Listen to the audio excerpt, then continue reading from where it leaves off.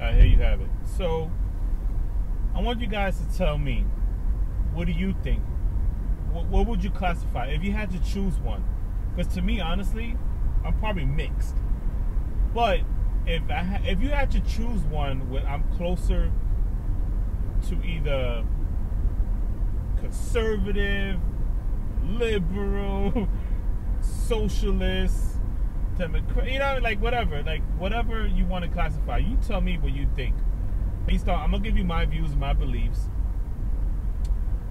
What would, like, you know, on a person who basically, if this person was to go out there and say run for president, and this is what he would say he believes in, I will vote for this person. Now, I'm using me as a first person, but I want to just get an idea. A person who thinks like this, what would you classify them as? So after I tell you, I want you to leave a comment below and tell me what you think. Honestly, like, not just like really think about it and tell me what you think, because I'm curious, because I think it kind of falls in all different types of ways, but like, I want your opinion. So here we go. 1, I believe college education should be free.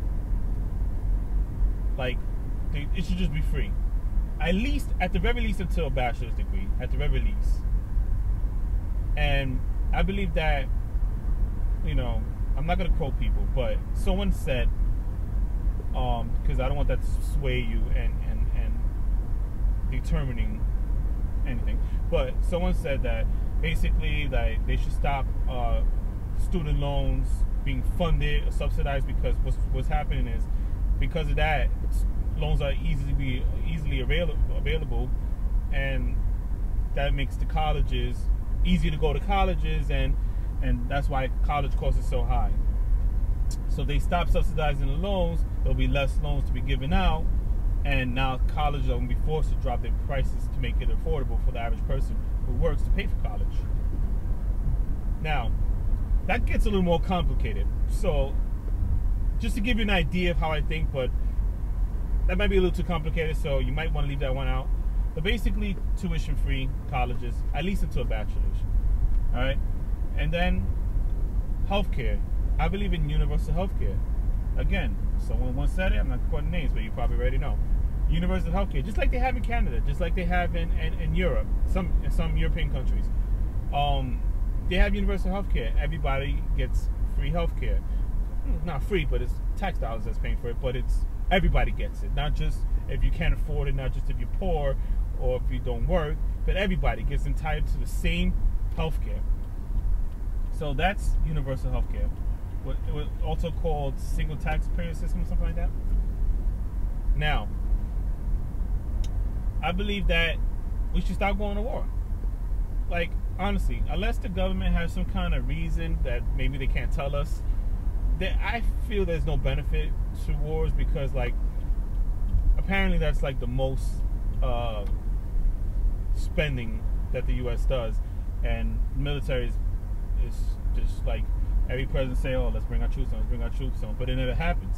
So I want to say, you know, if a candidate was to say, look, we're going to bring our troops, we're actually going to do it, all right? Okay, that'd be cool. So bring the troops home, stop going overseas, stop fighting other people's battles, stop sending military aid to other countries.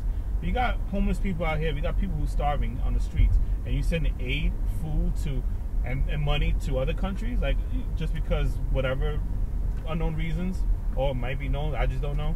So again, stop sending aid, stop going to other countries, stop invading, let people fight their own battles, and worry about us. All right, worry about inland. Okay. Now, I believe they should abolish warfare, because, and I have to explain this one a little bit, you know, because it's easy to say it, and then, like, you know, oh, well, then what happens to everybody? What are they going to eat? You're just going to throw them on the streets. Eventually. I mean, you're not just going to say, like, all right, warfare is done, you can't afford rent, you're getting kicked out. What I want to say is, stop it from, you know, in levels. So basically, you're stopping applications, you're making it harder until a point where you're not having any more applications. And those who are currently on it will phase it out. I mean, there's probably a better way of doing it, but basically, eventually, just phase it out. I mean, look, they have shelters, right? Make more shelters. So you want to make it inconvenient for the person to live for free, but at the same time, you're still giving them a bed. You're still giving them enough to eat. Whatever, even if it's like a system where they have a cafeteria and they're giving out, you eat for free, but you give them a person a place to stay, you know, and money and convenient where they don't have to work. It's too easy. It's too easy. It's sad that you could get two people in a low and possibly low income housing area, or New York City housing, or any housing, and one works and they pay, and then the other one doesn't work, and they get everything free, and they both live in the same area, in the same building. I mean, it gets more complicated than that, so I'm not gonna break it down too much. But basically, eventually, eliminate welfare. And any government assistance, not just welfare, government assistance. Instead, have incentive programs, you know, help people get mortgages and stuff like that. You wanna help people, you know. It just, to me, I think it's backwards, where you're basically paying for somebody to live for free. There's no incentive for them to go to work. Seriously, like if they got everything for free and they're getting money on top of living for free, why would that person want to work? I mean, to me, if I was getting everything for free, why would I want to work? So it's backwards. It's doing the reverse of what you want them to do. You want them to get up and start working. But when you make it easy for them, they can sit home all day, every day, and not work, and then still get money. It's backwards. So yeah, eventually, somehow, some kind of plan, phase it out.